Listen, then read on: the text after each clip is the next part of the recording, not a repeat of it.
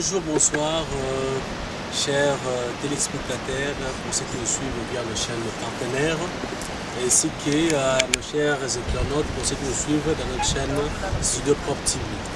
Ok, c'est votre émission que vous aimez beaucoup, Parlons culture divine. Donc, cette émission qui vous aide à comprendre la pensée divine afin de vivre en perfection. Parce qu'on dit en réalité dans l'homme c'est l'esprit. Donc dès que l'esprit est mûri, tout devient facile. Alors nous sommes toujours dans notre thème que nous avons déjà abordé, qui est l'apport du yoga dans notre vie quotidienne. Et le maître Amal, le docteur Amal qui travaille, qui est cardiologue à notre hôpital HJ, lui nous avait parlé, il avait d'abord décrit le yoga, c'est quoi le yoga? Il avait dit que le yoga est subdivisé en 8 parties qui est le yam, le nyam, les asana. Donc certes, il avait dit qu'il y a 2 parties du yoga, les 4 est là, les 4 de ces parties, ils se sont subdivisés en 2 parties. Les 4 c'est pour les physiques et les 4 autres parties c'est pour la spiritualité, le spirituel. Donc maintenant, à cela, nous avons aujourd'hui avec nous notre invité qui va aussi se présenter afin que vous puissiez le connaître.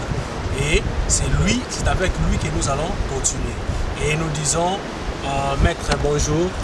Bonjour, bonjour monsieur. Si vous pouvez encore rappeler votre nom pour ceux qui vous suivent, volume. Oui, je réponds au nom de Chaitanya Bhagavat, maître Chaitanya Bhagavat. Et puis je suis un praticien de Bhakti Yoga et puis un enseignant de Bhakti Yoga. Et nous sommes en fait connus dans le nord des moines, ceux qui connaissent les moines. Un moine, je ne suis pas le genre de moine qui part dans les forêts ou bien dans des montagnes méditer là-bas, juste sans pourtant descendre dans des centres-villes. Mais je suis l'un des moines en fait qui partage la connaissance et la réalisation spirituelle avec les autres, qui est en train de propager le message de Dieu. Voilà. Merci beaucoup. C'était avec nous Maître Bhagavat. Donc nous avons avec nous le Maître Bhagavat qu'on vient de le dire. Maître Bhagavat, par rapport à ce que nous avons eu à débattre, qui est notre thème, l'apport du yoga dans notre vie quotidienne. Parmi ces 8 parties, le maître avait soulevé, il avait dit qu'il y a 4 parties qui parlent du physique, des exercices, la manière de vivre, ce qu'on doit faire et ce qu'on ne devait pas faire. Et il y a 4 autres parties que le maître, le docteur Amal avait soulevé. Il a dit qui est attaché à notre spirituel. Et de là, il avait dit c'est exprimé en 9 manières. Donc il n'avait pas détaillé ces 4 traits différents, bien que c'était déjà cité. Donc en cela, qu'est-ce que vous pouvez dire en résumé? En résumé, ce que je peux dire, lorsqu'on parle du yoga, la partie physique du yoga, c'est en réalité pour perfectionner le corps et que votre physique ça devient parfait. Et enfin, là maintenant vous pouvez attendre dans la deuxième partie du yoga, le but ultime du yoga. Le but ultime du yoga c'est la transcendance. Donc transcender, ce n'est même pas la spiritualité. Parce que la langue, ça nous fait beaucoup de défauts. Et lorsqu'on parle de la spiritualité, les transcendentalistes, lorsqu'on parle de la spiritualité, on voit qu'il est mental. Et le mental, c'est juste une partie physique aussi, c'est les matières.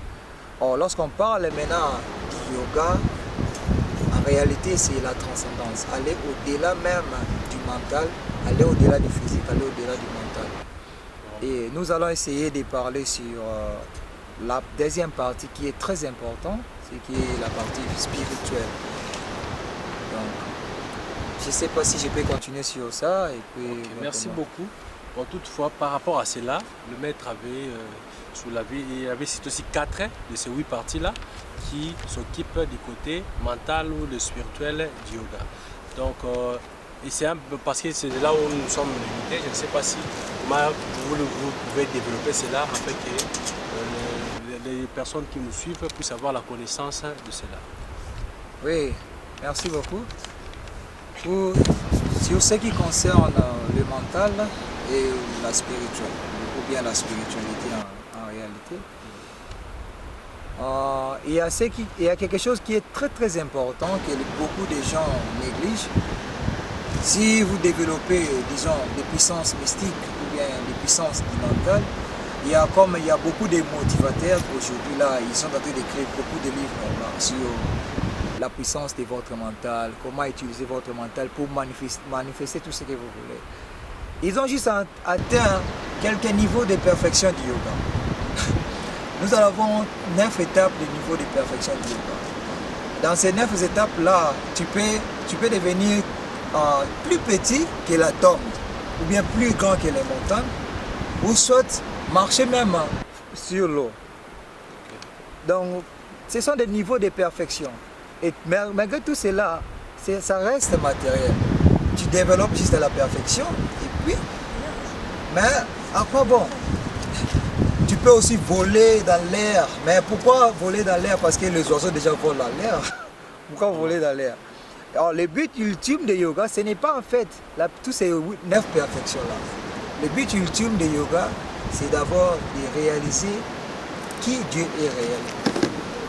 Parce que le mot d'abord yoga, le mot yoga, ça veut dire yok. En hébreu, ça veut dire yok ou bien union. Et c'est là où même vient le mot religa. Religa en hébreu, c'est ça, religion en fait. Religious. Religious, ça veut dire unir. Et puis religieux, ça veut dire réunir une personnalité avec Dieu. Donc vous réunir vous-même avec la personnalité suprême ou bien la personnalité divine. Alors, c'est ça le but du yoga, ou bien le but des religions. Et toutes sortes, notre fondateur Acharya Prabhupada nous a dit que toutes sortes de religions qui existent dans le monde là, si cela ne vous amène pas à vous réunir avec Dieu, au lieu de vous réunir avec Dieu, et cela est en train de vous réunir avec le monde matériel, ce n'est pas une religion. Alors vous devez automatiquement les rejeter. Et voilà pourquoi beaucoup de transcendantalistes, on n'aime même plus utiliser les mots là. Vous êtes de quelle religion? Non. Parce que les mots là, déjà, religion, a une très très mauvaise interprétation. Alors, la religion, lorsqu'on parle de la religion, on voit le yoga, l'union d'un individu avec Dieu suprême. Alors comment réunir un individu avec Dieu? C'est ça encore un autre problème. Comment réunir une personne avec Dieu? Vraiment. Et là, c'est là où maintenant on commence le Bhakti Yoga. Ou bien le yoga en général. Donc vous devez commencer par réaliser que non, tu n'es pas ce corps ici. Tu n'es pas le corps ici matériel. Ah, moi je suis né au Congo, je suis né en Afrique. Je suis né à Bandaka, Bakongo. Comment tu peux me dire que non, je ne suis pas ce corps ici? Pendant que je vois ma peau là, c'est noir, non? Je suis un Africain, moi. Oui, c'est ça la maladie maintenant. C'est ce qui nous empêche à se connecter avec la personne suprême. Et c'est ça aussi la première qualification pour se réunir avec Dieu. Merci. Nous soulevons qu'avec Maître Bhagavat, nous aurons à développer un sous-thème qui est les A à Z du yoga. Donc là, nous allons essayer un peu de décortiquer morceau par morceau pour que nous puissions toutefois avoir la part de la compréhension, de la connaissance du yoga. Alors, en cela, donc, il y a aussi plusieurs religions qui se disent aussi être en contact avec Dieu, mais qui ne connaissent pas le yoga et qui s'en foutent même du yoga. Donc, qu'est-ce que vous pouvez expliquer par là? Qu'est-ce que vous pouvez dire par là, dans vous qui êtes un praticien? Oui, je sais, il y a beaucoup de religions en fait dans ce monde ici. Comme je viens de dire, notre maître Prabhupada nous a dit qu'il y a toutes sortes de religions qui ne vous amènent pas à se réunir avec Dieu. Ce n'est pas une religion. Parce que d'une manière ou d'une autre, lorsqu'on parle de religion, on voit l'activité éternelle de l'âme. Alors, l'activité éternelle de l'âme, c'est servir. Vous pouvez voir ça, vous pouvez observer ça dans toutes les choses qui existent dans ce monde ici matériel. Tout le monde veut servir. Tout le monde veut seulement servir. Cette nature-là, ça est là. C'est ça ce qu'on appelle en sanskrit dharma. Et c'est ça ce qui est maintenant mal interprété et devenu comme étant religion ou quoi que ce soit. En réalité, c'est dharma. Dharma, ça veut dire servir, rendre la service. On peut voir ça dans, disons, dans la famille. Un enfant cherche toujours à servir ses parents et puis vice-versa. Même chez les animaux, tout le monde cherche à servir, tout le monde cherche à faire quelque chose. Et c'est ce qui nous manquons maintenant. Et alors, toutes ces religions qui existent dans ce monde-là, qui se disent que non, je suis de telle religion, je suis de telle religion, chrétien, musulman, bouddhisme, hindouisme, quoi que ce soit. Peu importe votre religion peut être. Si seulement vous pouvez arriver au moins au niveau de commencer à chercher comment est-ce que je peux servir Dieu. C'est là maintenant que là où commence la religion. La religion, ça veut dire que non, je vais servir Dieu. Alors si tu ne veux pas servir Dieu, là ce n'est pas une religion. Si tu veux servir votre estomac ou bien vos sens là, mental là, ce n'est pas une religion. Et en particulier, vous avez soulevé un point qui dit vous pouvez être avancé en spiritualité, sauter, faire tout comme vous voulez, comme l'oiseau, mais ce n'est pas vraiment important. Ce qui est le plus important est de chanter pour Dieu. Oui. Donc, et je ne sais pas, qu'est-ce que vous pouvez expliquer par là pour que les personnes qui n'ont pas cette idée-là puissent avoir le déclair de votre pensée. Oui, là où nous allons maintenant revenir dans le ABC du yoga, ABC de la vie spirituelle. C'est quoi d'abord les ABC? L'alphabet du yoga, c'est connaître que non, premièrement, tu n'es pas le corps matériel. Tu n'es pas ce corps ici, tu n'es ni ton mental, tu n'es ni le sens de ton corps. Tu es quelque chose qui est plus supérieur que le corps matériel ici. Nous sommes des parties et parcelles du Seigneur suprême lui-même, Krishna Bhagavan. Donc nous sommes une partie de lui. Alors être une partie de Dieu, cela montre déjà que non, nous sommes plus supérieurs à cette chose ici, la chair. Mais dans le monde que nous vivons aujourd'hui, les gens donnent beaucoup d'importance à la chair. Et nous voyons ça même dans beaucoup de pasteurs, surtout dans notre pays, là au Congo. Il y a beaucoup de gens, même le gouvernement en général, tout le monde cherche à satisfaire ses propres sens. Au lieu de chercher à satisfaire l'âme. C'est comme, je vais donner l'exemple, c'est la question que vous venez de poser. Prenez une voiture et la voiture qui est vraiment en très très bon état là. Quelle est la marque de voiture qui existe aujourd'hui là, la voiture la plus top là, top classe? Les amers, beaucoup là. Yeah. Donc, vous prenez une voiture là trop chère là, et la voiture vous pouvez les mettre là. Est-ce que si la voiture, il n'y a pas de chauffeur à l'intérieur, la voiture peut marcher? Vous devez avoir la personne derrière la voiture, donc les chauffeurs, nous avons besoin de chauffeurs. Et tant que la voiture, imaginons que la personne qui est en train de conduire la voiture, il est tout simplement occupé à nettoyer la voiture. Mais lui-même, la personne en question ne mange pas, ne fait rien, et puis qu'est-ce qui va se passer chez lui? Il va mourir parce qu'il ne mange pas. Mais lorsqu'il commence maintenant à manger, vous allez voir que non, il sera en bonne forme, et même la voiture aussi sera en bon état. Et la voiture va continuer à marcher. Maintenant, c'est ça où le problème ça est. Nous donnons plus l'importance à la chair, mais nous négligeons l'âme. L'âme est une partie et parcelle de Dieu, une molécule qui sort de Dieu. Dieu a sa nature, et pour connaître la nature de Dieu, il faut connaître d'abord, premièrement, la nature de l'âme. Donc, si vous arrivez au point où vous analysez la nature d'abord, en sanskrit, on dit que non, l'âme ou bien Dieu lui-même a juste trois natures. Il est Sat, Chit, Ananda. C'est ce qui compose sa forme. Sat, Chit, Ananda. Donc il est plein de la connaissance, plein de quoi? Hein? Il est éternel, Dieu ne meurt pas. Et puis, il est toujours heureux. Il est toujours heureux. Alors, l'âme cherche toujours à être heureux. Tout le monde qui peut me dire qu'il ne peut pas être heureux. Tout le monde cherche à être heureux. Mais on ne peut pas avoir cette satisfaction-là dans le monde matériel. C'est pratiquement impossible. Nous avons des millionnaires, des billionnaires, mais ils cherchent toujours à avoir de l'argent. Pourquoi ils continuent à chercher? Ils ne sont pas toujours heureux. Parce qu'ils ne sont pas toujours heureux. C'est ça la nature de l'âme. Et nous allons voir que non, il y a des étudiants qui ont fait les doctorats, ils ont fini leurs études, mais ils cherchent toujours à connaître quelque chose qui manque dans leurs études. C'est ça la nature de l'âme. L'âme est remplie de plein de connaissances. Alors, toutes les connaissances mondaines là, ça ne peut pas nous satisfaire. Et nous sommes éternels. C'est ça maintenant le problème. Tout le monde ne veut pas mourir. C'est la nature. Mais on a encore peur de la mort.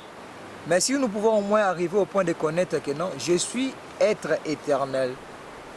Je suis l'âme éternelle, je suis une partie de Dieu. Alors, toutes ces qualités-là, ça va commencer à se révéler à nous. Et alors, à ce moment-là, comment cela peut se révéler?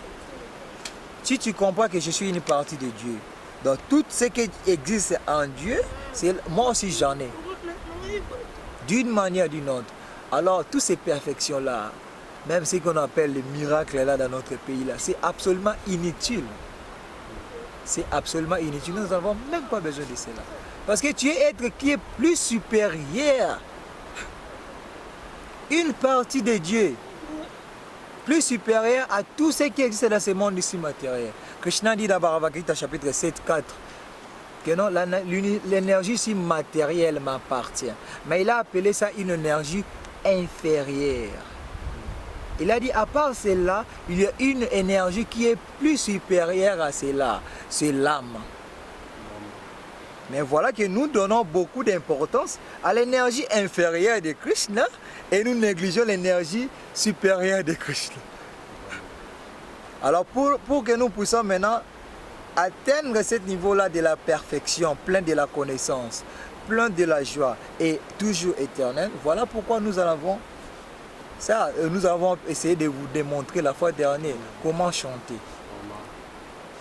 On appelle ça les mantras. Mantra, le Maha Mantra. Beaucoup de gens ne connaissent pas ce que veut dire mantra. Mantra, ça veut dire mental. Ça vient du mot sanskrit. Man, ça veut dire mental. Et puis tra, ça veut dire délivrance. Mantra.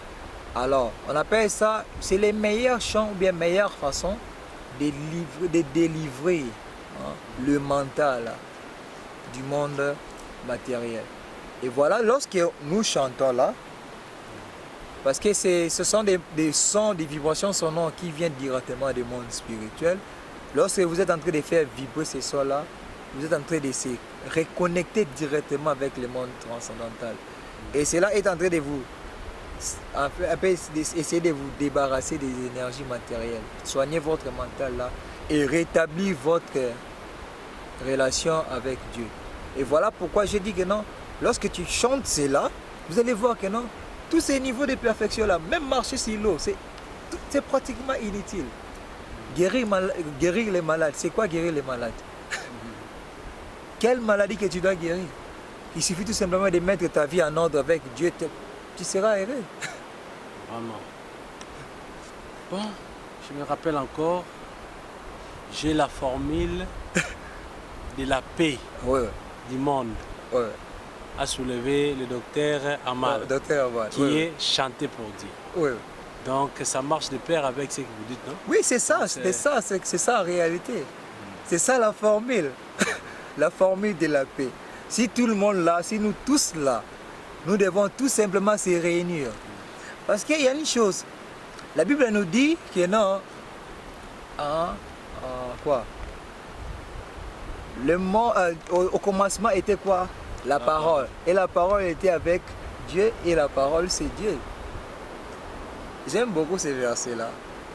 Mais dans la profondeur de ces choses-là, c'est quoi la parole? Il y a de ceux-là qui disent que non, les animaux ne parlent pas, la nature ne parle pas. Non!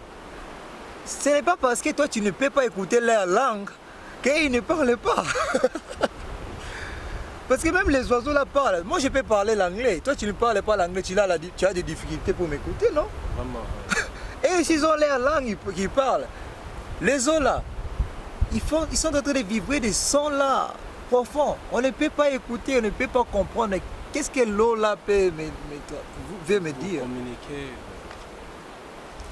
C'est ça les vibrations sonores. Et cette vibration sonore là, c'est ce que Dr Amal ou bien Prabhu Tato Gopinath avait soulevé que non. Lorsque nous chantons cela, parce que ce sont des vibrations, hein, vous allez voir que non, tout le monde sera heureux. Moi, c'est que je vais vous demander si c'est possible, essayez seulement d'adopter seulement, même en 5 minutes par jour, chantez seulement les Hare Krishna mantra et vous allez voir comment sera votre vie. En tout cas, merci beaucoup.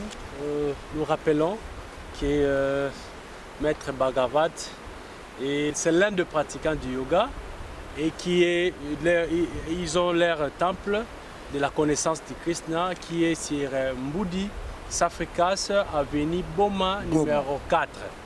Et vous pouvez toutefois les contacter, ils ont leur numéro, vous les verrez affichés sous le bas de vos écrans. Et maintenant, Maître, donc vous venez, on est toujours dans notre thème, dans notre sous-thème qui est l'ABC du yoga. Ouais. Donc, essayer un peu d'expliquer parce que moi, personnellement, je n'ai pas cette connaissance. Donc, je ne saurais vous introduire. Alors, si vous pouvez vous introduire pour expliciter un peu sur ce. Oui, l'ABC du yoga, c'est premièrement d'abord connaître que non, tu n'es pas ton corps. Vraiment. Ça, c'est la première, c'est la lettre A du yoga. Tu n'es pas le corps. Tu n'es pas congolais, tu n'es pas Moulouba, tu n'es pas africain, tu n'es pas Moussoaïli, tu n'es ni européen, ni blanc ou bien noir. Hein, tu n'es ni Moukongo, ni Moutetela, ni Moussoaïli, ni chrétien, ni musulman, ni Moussoaïli, ni hindouiste. Hein? Tu n'es pas toutes ces choses-là. C'est comme si vous êtes en train de s'identifier avec les t-shirts verts que je suis en train de porter là. Et je me dis que non, je suis les polos verts que je me porte. Non, non, non, non, non. Et si vous comprenez cela, c'est ça le lettre A du Bhakti Yoga. Et puis, le lettre B, c'est parce que la Bhagavad Gita traite des 5 sujets. La Bhagavad Gita traite de l'âme, ça traite du Dieu suprême, ça traite de la nature, ça traite du temps, et puis à la fin ça traite comment aimer Dieu. C'est ça l'alphabet de la vie spirituelle. Donc, connaître d'abord que non, je ne suis pas ce corps ici, je suis une âme spirituelle, je suis une partie de Dieu. Et après cela, maintenant, quelle est ma mission sur cette terre? Si je suis une partie de Dieu, qu'est-ce que je suis en train de faire ici dans le monde matériel? Et puis, vous allez comprendre, donc vous devez chercher à connaître votre relation avec Dieu, et puis connaître votre relation avec la nature, avec tous les individus qui existent dans votre entourage. Et puis, comment développer maintenant l'amour envers Dieu. Comment servir Dieu. Hein? Dans le sanskrit, on a mentionné les Abhideya, Sambandha, Abhideya et puis Prayojana. Sambandha, c'est les pratiques. Ce sont des pratiques. Quel genre de pratiques vous devez faire pour développer? Et puis, Abhideya, ce sont les processus. Hein? Disons, comment atteindre cette but ultime-là. Et puis, dernière étape, maintenant, comment expérimenter cette relation-là, l'amour pur avec Dieu. Parce que comme aujourd'hui, là, nous sommes en train, tout le monde aime Dieu. J'ai beaucoup entendu cela. ils aiment Dieu avec des intérêts. Et si tu essayes de faire les débats, même sur ces points-là, ils vont te dire, même Dieu là, vous aime par intérêt. Qu'est-ce que Dieu quel est l'intérêt de Dieu chez vous là? Dieu n'a pas besoin d'intérêt. Parce qu'il a même dit que non, il peut soulever les pierres pour lui adorer. Qu'est-ce que Dieu veut chez vous là? Il n'a rien besoin de chez vous. Tout ce que Dieu veut chez toi, c'est t'aimer. Il veut seulement t'aimer. Krishna nous aime. Le problème est que nous ne l'aimons pas. Nous aimons nos sens, nous aimons satisfaire notre corps. C'est ce que nous aimons. On n'aime pas Krishna. On n'aime pas Dieu. Vraiment, vraiment, c'est très intéressant. En tout cas, je sais que nos internautes ainsi que les téléspectateurs qui sont en train de nous suivre à ce moment sont vraiment satisfaits. Vraiment parce qu'ils aiment, par rapport à cette connaissance qu'ils ont toutefois à avoir venant de cette émission qui est Parlons culture divine. Donc c'est vraiment bénéfique pour eux. Il y en a des commentaires qui suivent. Et je me rappelle, le maître Yugala avait dit tout le monde, tous ces différentes religions et tout, on comprend Dieu comme une lumière. Ouais. Et cette lumière, il avait soulevé que c'est celui qu'on appelle Krishna. Alors, ce mot-là, Krishna, c'est d'abord en quelle langue? Oui. Le mot Krishna, c'est en sanskrit, première langue parlée dans l'univers, avant la division même des tours de Babel, avant l'hébreu et la langue grecque viennent au monde, à l'existence. Sanskrit, c'est la langue qui existe même aujourd'hui, même les demi-dieux parlent cette langue-là. C'est la langue que lorsque Krishna était sur cette terre ici, il a communiqué le message ici de la Bhagavad Gita. Ah. Vous allez voir, si vous avez eu la chance d'avoir ce livre ici, c'est comme ça qu'on écrivait la sanskrit. Okay. Et vous allez voir cette écriture aussi pour les Africains qui s'identifient encore avec l'Afrique. Si vous allez même dans notre pyramide de l'Égypte, vous allez trouver le même écriture et le même verset qui existe, chapitre 2, verset 13.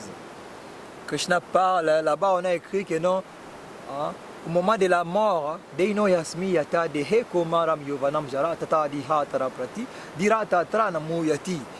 Donc au moment de la mort, l'âme change juste le corps.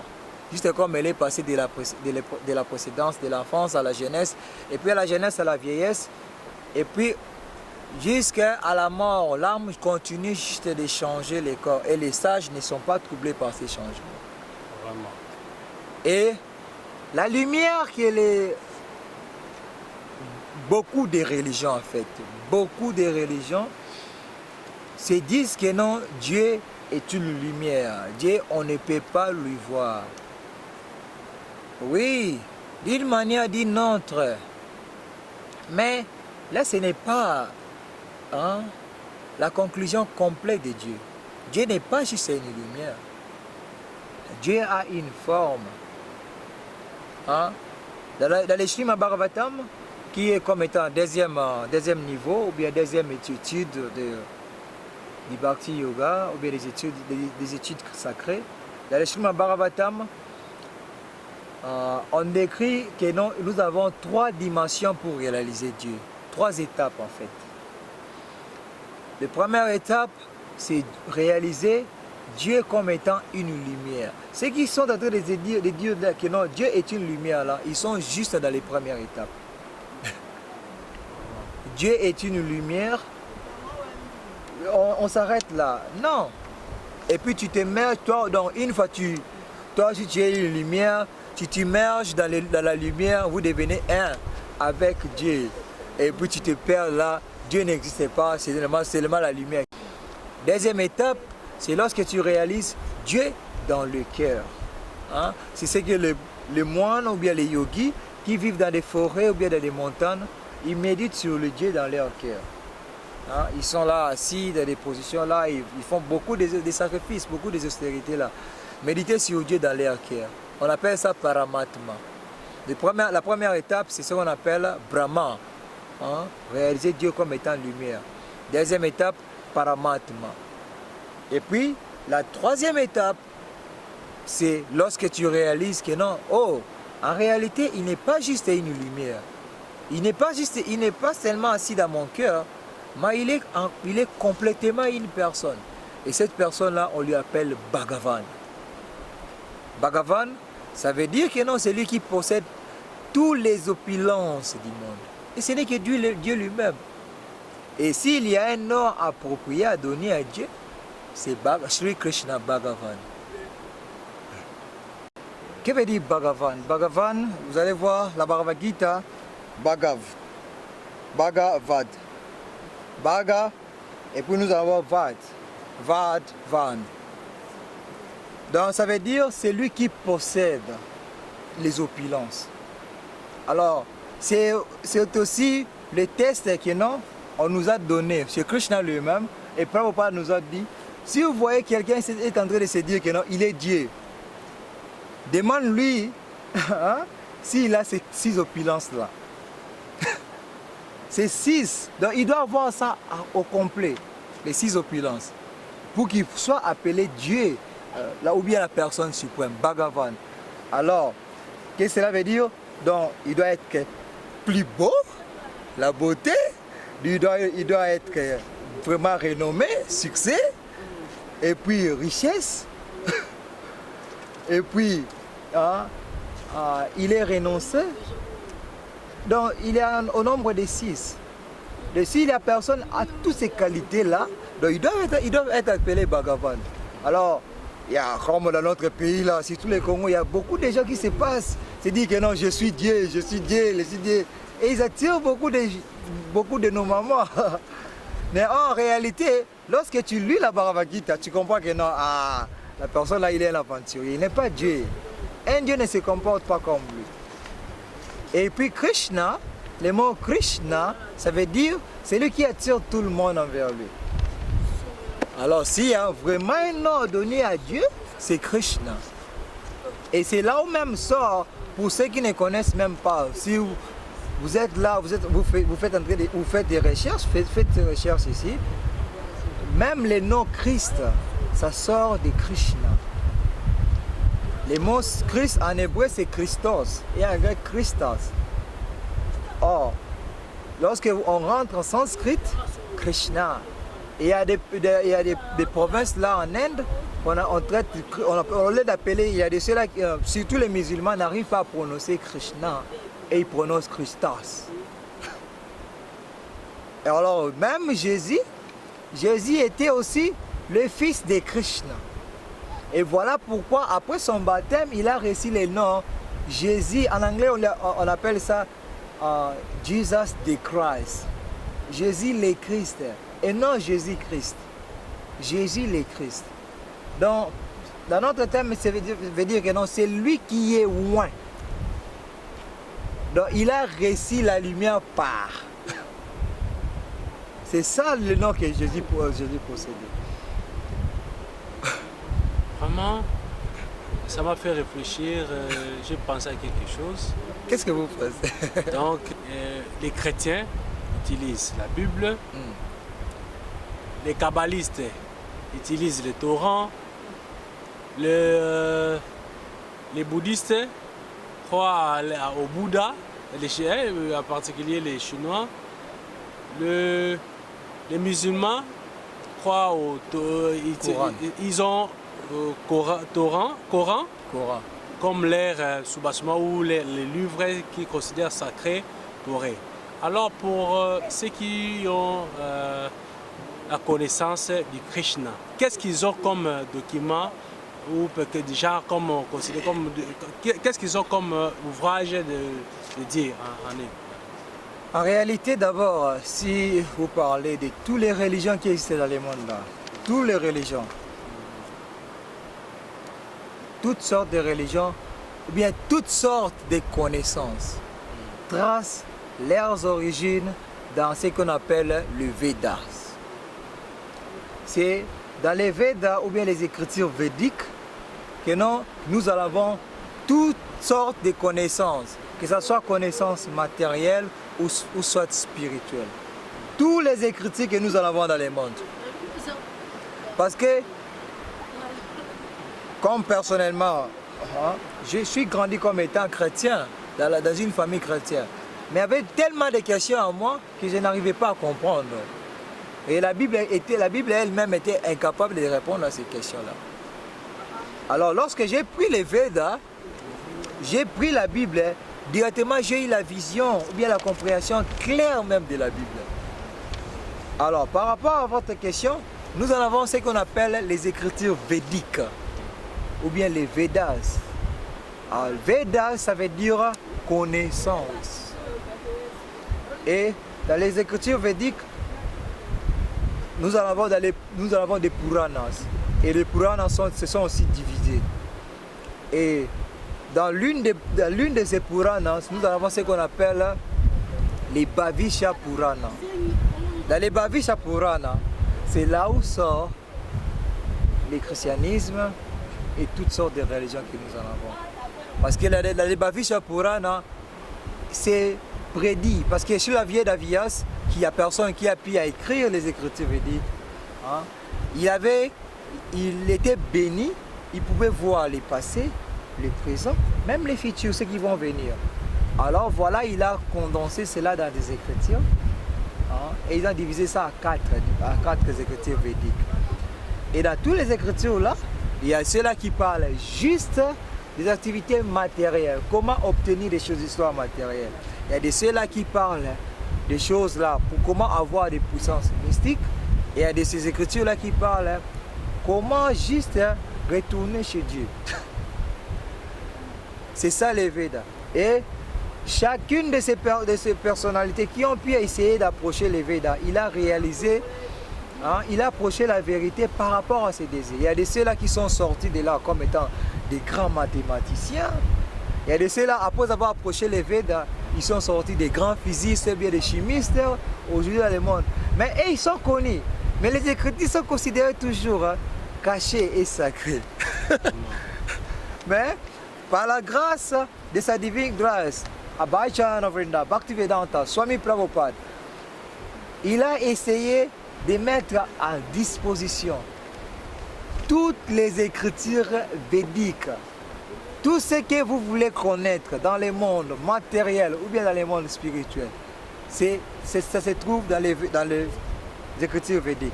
Et ça, c'est ce que nous appelons dans notre mouvement le ABC de la vie spirituelle. La Bhagavad Gita. La Bhagavad Gita, ça parle des 5 sujets comme je venais de le dire. Et ça, c'est Krishna lui-même qui l'a annoncé cela. Il y a 500 000 ans, il a annoncé cela chez son ami Arjuna. Et vous allez voir, il y a deux personnalités là, Krishna et Arjuna. Et il a annoncé cela à Arjuna il y a 500 000 ans. Et puis il est encore revenu annoncer cela à Arjuna encore il y a 5000 ans. Pourquoi annoncer la Bhagavad Gita? La Bhagavad Gita, les acharyas nous disent que non, c'est comme les menus. Si vous achetez une télévision ou bien un moto là, on va vous donner un petit bouquin là pour voir ou bien catalogue comment utiliser la télévision en question. Et Krishna, par sa miséricorde, après la manifestation de ce monde ici matériel, même la manifestation de ce corps ici matériel, il nous a enseigné la Bhagavad Gita. Comment utiliser le monde matériel. Et à la fin, comment rentrer chez lui. Il a tout enseigné la Bhagavad Gita. Et nous avons la Bhagavad Gita, nous avons le Srimad Bhagavatam, qui est le fruit mûr de tous les Védas. C'est le Srimad Bhagavatam. Ça se trouve en 12 volumes.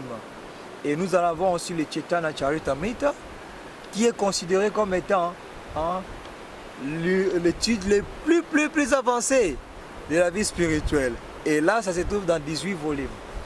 Et à part cela, nous avons aussi beaucoup d'autres écritures qui sont écrites par les disciples de Prabhupada, Et il essaye toujours d'expliquer tous les enseignements de Krishna en petits détails, parce que ce n'est pas tous les enfants qui peuvent prendre des eaux quand même.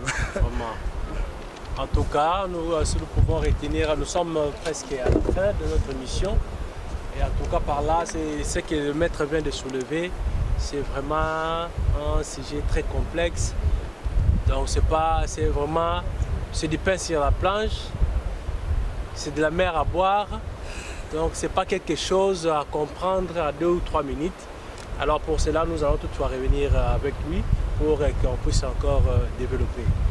Mais nous sommes là, nous sommes presque déjà à la fin, comme on vient de le dire. Mais il y a une activité là qui est prévue pour ce vendredi, dont le maître, si vous pouvez encore expliquer à ceux qui nous suivent à ce moment par rapport à cette activité du vendredi. Merci beaucoup. Il y a ce que nous appelons, comme je disais, que non, je suis un moine qui ne s'assied pas dans des forêts, bien dans des montagnes, là, juste en train de méditer pour se bénéficier lui-même. Non. En fait, je suis un moine qui sort dans la rue, prêcher, enseigner la vérité absolue à tout le monde. Et dans des périodes pareilles, dans des mois pareils, on a ce qu'on appelle, nous on considère cela comme étant des offrandes que nous sommes en train d'offrir à notre Sri Krishna Bhagavan. On appelle ça Sankirtan. Sankirtan, San ça veut dire c'est rassembler, et puis Kirtan, faire le chant, chanter ensemble. Et alors, nous allons commencer les 5, ce qui est bien c'est vendredi ici. Du 5, s'il vous plaît, essayez de nous approcher. Si vous avez des questions, on peut répondre cela directement. Ou soit, si vous n'avez pas de possibilités, on peut même venir chez vous, répondre à toutes vos questions. Et oui, c'est ça un peu. Et cette activité-là, c'est pour prêcher le message et puis chanter ensemble. Et ce qui est plus important, c'est pour amener la paix dans notre pays. C'est ce qui est très important. Comme le docteur avait mentionné la fois dernière que non, nous avons la formule. Et la formule, c'est de chanter les Hare Krishna mantra. Les problèmes de l'Est, les problèmes de guerre qui existent dans notre pays, les problèmes là, la cause de tous ces problèmes-là, c'est seulement, je vais m'excuser à ceux-là qui vont prendre ça pour mal, mais c'est ce qu'on appelle les faux égaux. Tout le monde veut jouir de ce qui ne lui appartient pas. La nature aussi appartient à Dieu. Toute chose qui existe dans ce monde ici matériel appartient à Dieu. Alors, lorsque toi et moi, nous allons chercher à s'en approprier pour le bien personnel, et c'est là où il y aura toujours des problèmes. Parce que moi, je n'aimerais jamais que toi, tu puisses être mon suprême. De même que toi, tu n'aimeras jamais que tu puisses être ton suprême. Et voilà, maintenant, il y aura la cause de la guerre. Mais tous, si nous tous, nous pouvons simplement se réunir, reconnaître que non, l'univers matériel, tout appartient à Dieu. Pourquoi pas simplement chanter les Hare Krishna mantra et puis reconnaître que non, toute chose appartient à Dieu et puis lui remettre tout. Vraiment. En tout cas, le maître s'est bien exprimé. Donc c'est quelque chose aussi que tout le monde se demande, se disent, mais comment pourrons-nous sortir, vivre la perfection tant que tout nous oblige qui est dans le mal? Parce que vous pouvez, comme par exemple, nous avons nos matériels et tout, nous avons lutté pour en avoir. Mais pour passer une émission, peut-être dans la nature comme ça, il faut payer, d'abord payer, faire le tout. Et si vous n'en avez pas, vous ne pouvez pas faire quelque chose. Et il y a toujours des complications, de tout. Donc les personnes pareilles, semblables à nous, qui veulent seulement nous ruiner pour leurs profits personnels. C'est quelque chose vraiment qui n'est pas vraiment bien. Et quand même, c'est pourquoi j'apprécie aussi cette idée de ce qui est la connaissance vraiment du Krishna, du yoga, c'est quoi. Donc vivre en soi, ça peut vraiment nous aider à mieux vivre vraiment en harmonie. En tout cas, sans plus tarder, nous tendons déjà vers la fin. Je ne sais pas si, maître, vous avez un mot de la fin ou peut-être une question que nous n'avons pas pu vous poser, que vous pouvez dire afin que nous puissions clore notre émission d'aujourd'hui. Merci beaucoup à tous nos téléspectateurs. Je n'ai pas vraiment beaucoup à dire, c'est juste à vous remercier et vous demander s'il vous plaît, essayez de nous approcher ou bien nous appeler ou bien de nous approcher dans notre adresse, avenue Goma, numéro 4 dans Moudis Africas, d'avoir ces livres ici, la Bhagavad Gita. On ne les vend pas en fait, on demande juste des petites donations qui peuvent nous aider à encore imprimer d'autres livres. Parce que la connaissance divine, ça ne se vend pas. Ben, si vous voulez, vous n'avez pas la capacité d'acheter les livres, au moins essayez de nous approcher, même dans des réseaux sociaux, posez vos questions et nous sommes là capables pour répondre à toutes les questions du monde. Hare Krishna. Je crois que nous t'en vers la fin. Je ne sais pas si vous avez des personnes de salutations à faire. Des salutations, je vais juste offrir mes hommages respectés. I'll just do it in English. To my spiritual master, His Grace Medhavi Prabhu is far away in South Africa, but in spiritual connection we are still together. And to His Holiness Mahavishnu Swami Maharaj, Bhakti Chaudhary Swami Maharaj, and also to His Grace Yuga Kishore Prabhu. Et puis, à ma mère qui me suit, la personne qui m'a donné la forme ici humaine pour servir Krishna à Lumbashi, je la salue beaucoup. Merci. Hare Krishna. Ok, merci. C'était pour vous votre mission. Parlons culture divine. Donc, et à la présentation, c'était votre humble serviteur Gino Mangalaboy. Et du côté réalisation, nous avons eu Boski Madiaka, un réalisateur de taille, et à la prise de vie, cadrage, décor, c'était Kevin Landou. Nous saluons l'équipe complète d'Istitut TV, ainsi que nos chaînes partenaires, et ainsi que tous nos téléspectateurs qui sont toujours branchés au studio Prop TV, YouTube et Facebook. Et abonnez-vous massivement pour ne rien rater à la prochaine. Et n'oubliez pas de déclencher la cloche qui est à côté afin de suivre et d'avoir toutes nos notifications. Merci et à la prochaine.